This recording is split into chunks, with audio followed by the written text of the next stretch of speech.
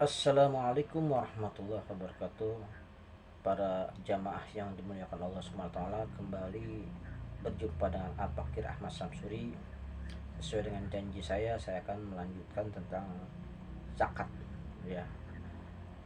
Eh, Kali ini saya akan membahas tentang golongan penerima zakat dan macam-macam zakat, ya. Baik, kita mulai saja. Bismillahirrahmanirrahim.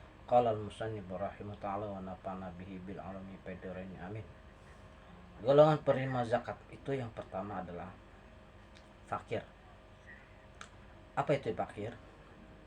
Mereka yang hampir tidak mempunyai apa-apa, ya, sehingga tidak mampu memenuhi kebutuhan pokok hidup. Miskin banget, paling miskin gitu, fakir itu namanya. Itu salah satu golongan penerima zakat. Yang kedua adalah miskin.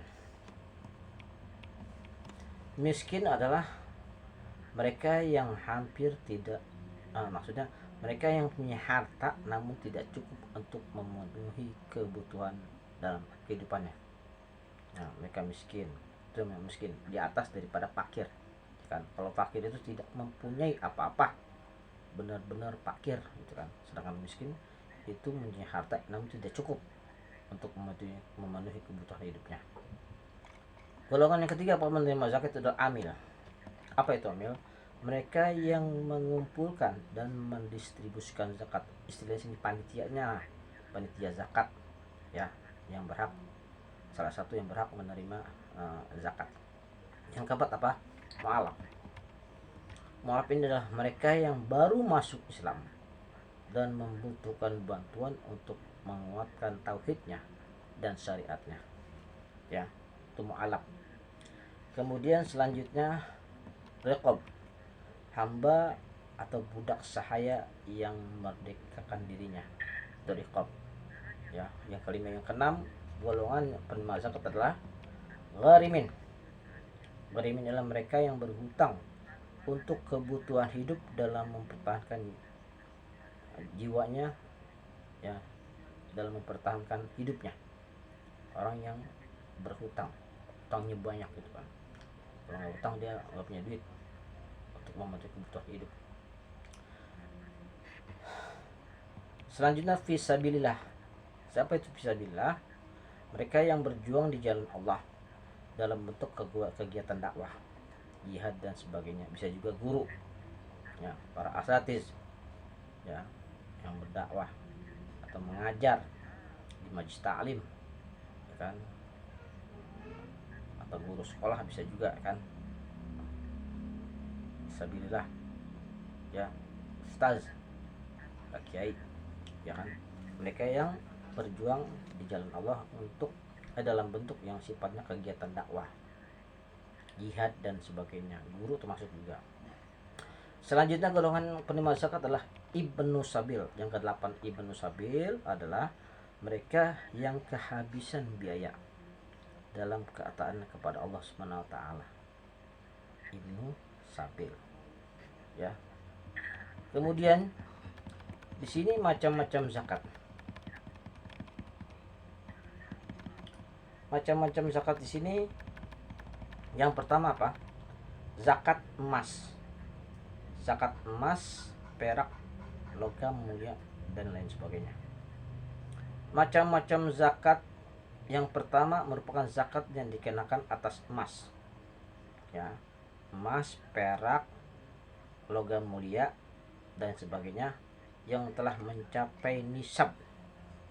Nisab ini adalah sudah cukup untuk disakatkan jumlahnya. Dan haul ini adalah sudah mencapai 1 tahun. Kita diwajibkan membayar zakat yang cukup nisabnya, yang dan telah dimiliki selama 1 tahun. Perhitungannya bagaimana? Itu sebesar 2,5% dari nilai emas tersebut. 2,5%. Contohnya nih, jika kita mempunyai emas sebesar 100 gram, katakan, zakat yang wajib dibayarkan adalah harga 2,5% emas, 2,5% dari emas, ya. Contohnya misalnya gini, 1 gram emas misalkan adalah 50.000 rupiah, Maka besaran zakat yang harus dikeluarkan adalah 100 gram kita punya emas dikalikan 50.000 rupiah, kan dapat tuh. Nah, hitung sendiri dah. 100 gram dikalikan 50.000 rupiah, kemudian dikalikan 2,5%. 100 gram ke 50.000 berapa itu ya? Sekitar 5 juta ya, 5 juta, sekitar 5 juta. Nah, dikalikan 2,5%. Ya, hasilnya ada kurang lebih 125.000 rupiah. Itu yang wajib dikeluarkan zakatnya. Yang kedua apa? Zakat uang, surat berharga dan lain sebagainya. Macam-macam zakat kedua merupakan zakat yang dikenakan atas uang, harta yang disetanakan dengan uang dan surat berharga lain yang telah mencapai nisab, ya jumlahnya sudah cukup, dan 1 tahun atau haul. Kemudian adalah yang ketiga, zakat perniagaan. Macam-macam zakat ketiga ini adalah merupakan zakat yang dikenakan atas usaha perniagaan yang telah mencapai nisab dan haul.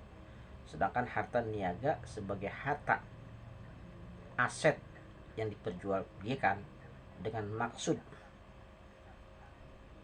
untuk mendapatkan keuntungan, ya itu maksudnya zakat niaga.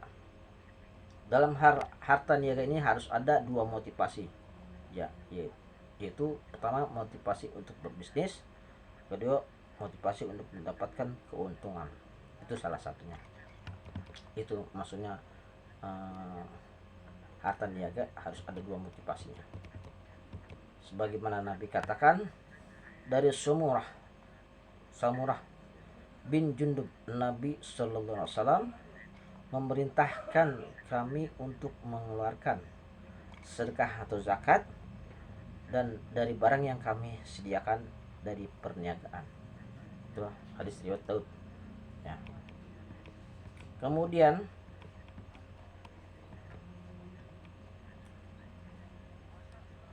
selanjutnya apa itu? Nah, kemudian kita lanjutkan zakat pertanian perkebunan, ya, atau kehutanan. Di sini zakat pertanian merupakan zakat yang dikenakan atas hasil pertanian, perkebunan, dan hasil hutan pada saat panen sesuai dengan cara pengolahan pertanian, perkebunan, dan kehutanan tersebut. Sebagai contoh misalkan nih, sebagai contoh biji makanan dan buah-buahan.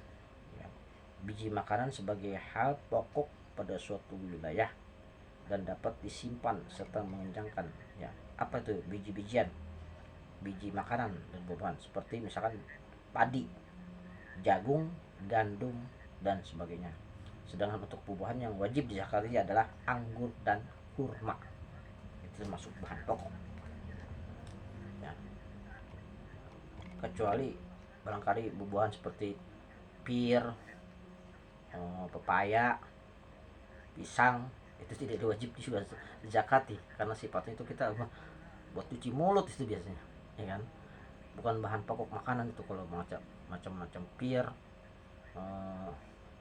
pisang Ambon, pisang raja, pisang nangka sebagainya itu, ya, atau mungkin barangkali bimbing, ya kan, apel, itu tidak wajib dizakati, ya.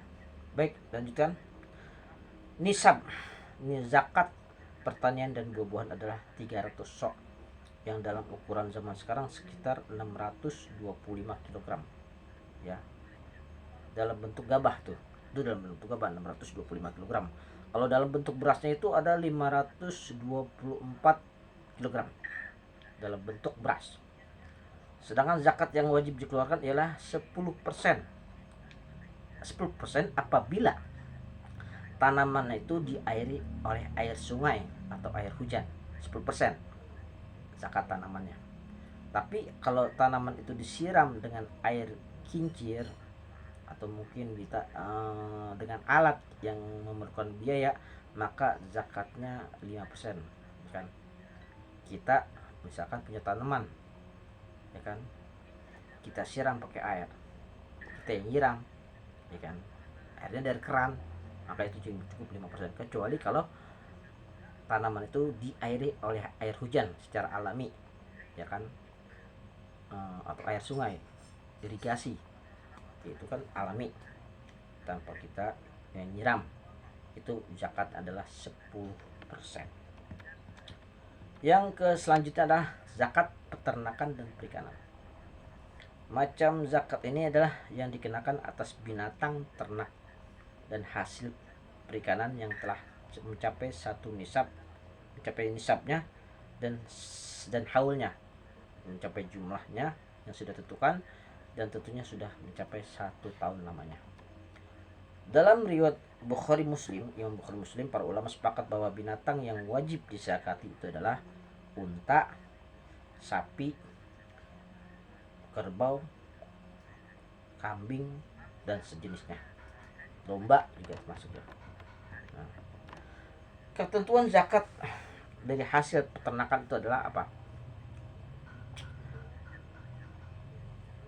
Hewan ternak yang dizakati adalah 100% milik sendiri syaratnya, ya kan, bukan hasil utang atau ada hak orang lain di dalamnya, itu wajib zakat, ya kan.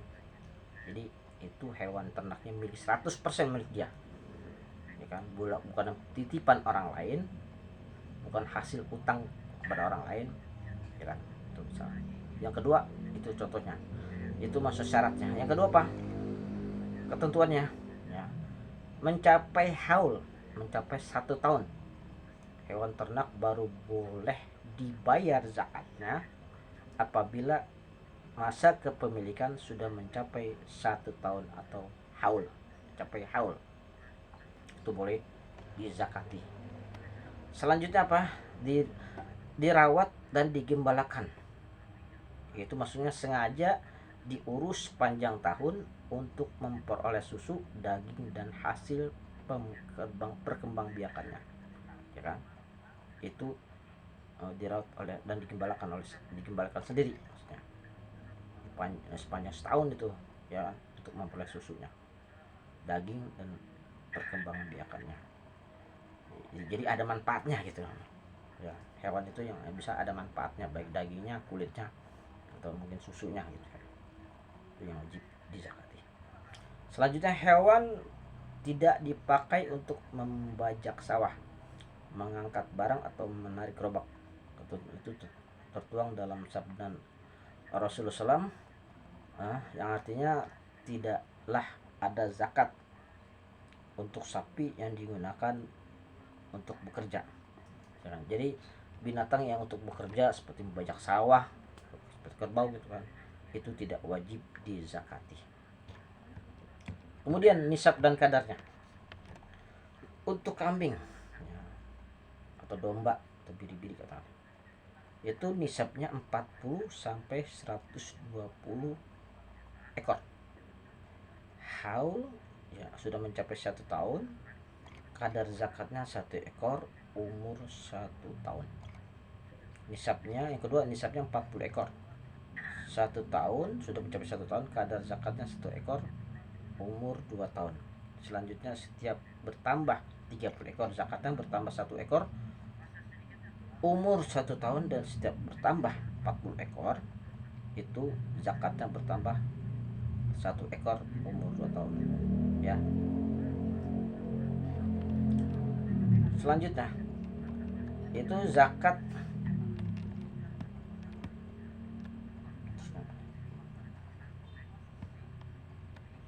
rikas. Rikas ini adalah harta yang boleh nemu, istilahnya kan. Harta boleh nemu di rikas.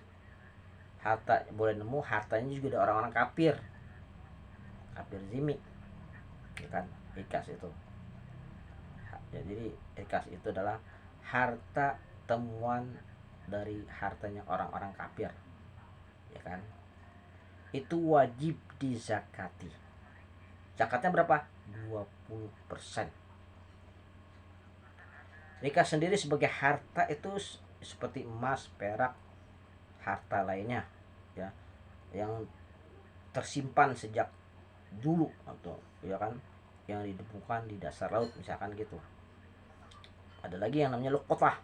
Lokotah, lokotah itu barang temuan juga, cuman ini barang temuan hartanya dari orang muslim, itu tidak wajib dizakati sebenarnya, ya kan.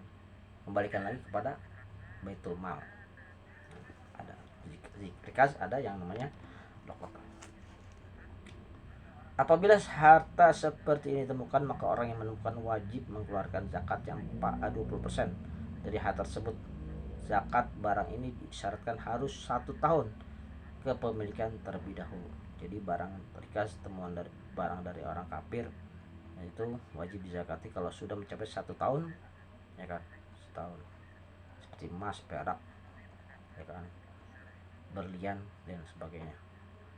Kalau sudah mencapai 1 tahun, pastinya itu juga sudah mencapai nisabnya juga kan. Kemudian zakat hasil dagang ya. Ini berkaitan dengan komoditas perdagangan. Komoditas perdagangan ini zakat ini mempunyai itu maksudnya ketentuannya diambil dari modal dan hitung dari total penjualan barang sebesar 2,5%. Membayar uang dengan seharga nilai tersebut atau berupa barang dagangan, itu namanya zakat hasil dagang. Selanjutnya apa? Zakat piutang. Zakat orang yang mengutangi. Orang yang mempunyai hutang dengan jumlah telah mencapai 1 nisab, sudah mencapai jumlahnya dan dalam masa 1 tahun dan memenuhi seluruh ketentuan yang lainnya, itu wajib berzakat ya. Maka orang yang berpiutang, orang yang mengutangi seperti ini wajib dikeluarkan zakatnya. Apabila orang yang berutang itu diharapkan membayarnya ya.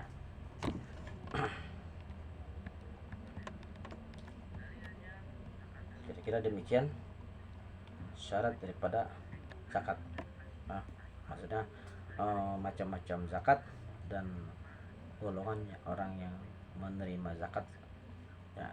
Mudah-mudahan ada manfaatnya khususnya buat Al-Fakir Ahmad Samsuri dan umum kepada ikhwafillah jamaah sekalian. Apabila kalimat-kalimat saya yang kurang berkenan, mohon kiranya untuk diluruskan. Akhirul kalam, wabillahi taufik wal hidayah. Wassalamualaikum warahmatullahi wabarakatuh.